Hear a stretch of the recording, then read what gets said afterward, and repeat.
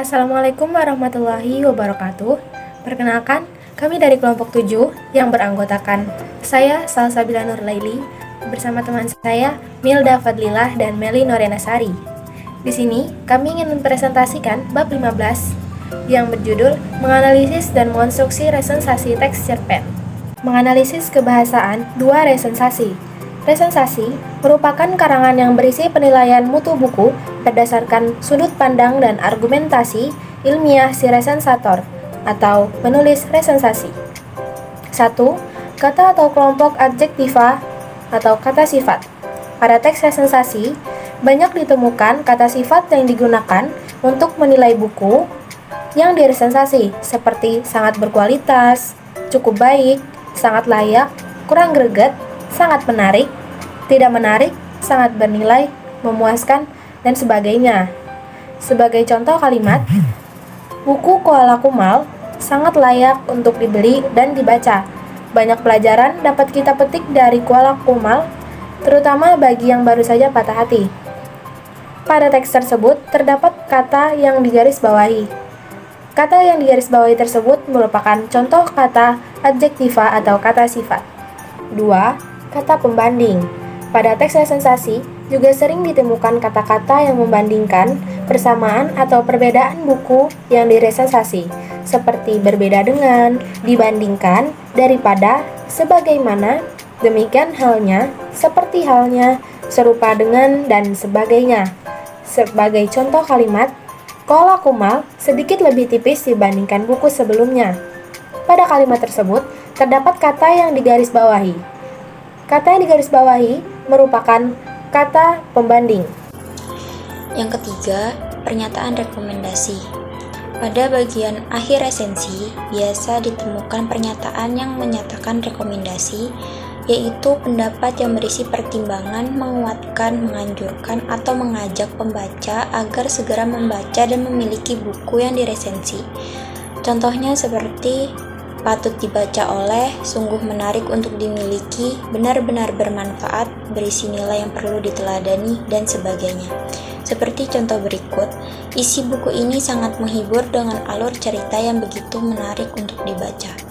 Dalam kalimat tersebut terdapat rekomendasi, yaitu menarik untuk dibaca. Selanjutnya yang keempat, konjungsi internal dan eksternal. A. Konjungsi internal atau disebut intrakalimat merupakan konjungsi yang menghubungkan dua klausa baik setara maupun bertingkat. Yang pertama, konjungsi intrakalimat yang setara menyatakan penambahan menggunakan kata dan serta, menyatakan pertentangan menggunakan kata sedangkan, tetapi, melainkan, menyatakan pemilihan menggunakan kata atau, menyatakan penegasan menggunakan kata bahkan, malahan. Yang kedua, konjungsi intrakalimat yang bertingkat menyatakan waktu menggunakan kata sejak, setelah, sesudah, sebelum, ketika, saat, menyatakan kausal menggunakan kata karena, sebab, akibat, sehingga, maka, menyatakan syarat menggunakan kata jika, apabila, bila mana, kalau, menyatakan tujuan menggunakan kata agar, supaya, untuk, demi, dan menyatakan perlawanan menggunakan kata walaupun, meskipun, biarpun, kendatipun. B. Konjungsi eksternal antar kalimat menyatakan penambahan di samping itu, selain itu, tambahan pula, menyatakan waktu, setelah itu, selanjutnya, sebelumnya, menyatakan pertentangan, akan tetapi, namun, sebaliknya, meskipun, demikian, menyatakan kausal, oleh karena itu, akibatnya, dengan demikian, jadi. B. Mengstrukturkan sebuah resensi dari buku kumpulan cerita pendek atau novel yang sudah dibaca. Agar lebih mudah memilih resensi buku kumpulan cerpen atau novel, kalian dapat mengikuti langkah-langkah berikut. 1. Memilih kumpulan cerpen atau novel. Pilihlah buku kumpulan cerita atau novel yang layak diresensi, terutama buku yang baru terbit atau yang sudah menjadi perhatian umum. 2. Menguasai isi cerpen atau novel. Bacalah buku kumpulan cerpen atau novel tersebut dengan seksama, jika perlu beberapa kali untuk menguasai jalan ceritanya. 3. Mengidentifikasi isi cerpen atau novel. Dengan membaca, kita akan mengetahui bagian-bagian yang menjadi kelebihan dan kekurangannya. Tandailah bagian-bagian cerita yang menjadi perhatian kita. 4. Membuat sinopsis. Bagian-bagian yang telah diidentifikasi kita susun kembali sehingga membentuk sebuah sinopsis atau ringkasan cerita. 5. Menilai isi cerpen atau novel.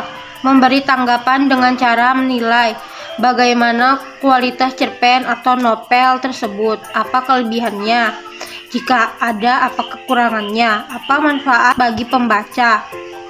Cerpen atau novel tersebut cocok dibaca oleh siapa? Bandingkanlah dengan cerpen atau novel yang lain dengan temanya hampir sama, karena cerpen atau novel termasuk buku fiksi.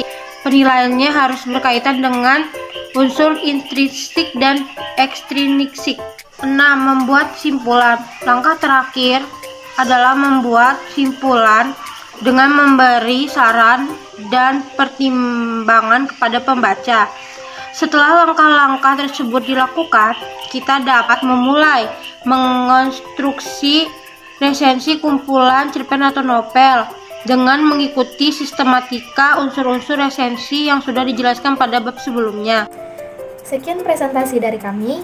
Mohon maaf apabila ada salah kata dan pengucapan. Dan apabila ada pertanyaan yang ingin disampaikan, silakan tulis pertanyaan kalian di kolom komentar. Terima kasih. Wassalamualaikum warahmatullahi wabarakatuh.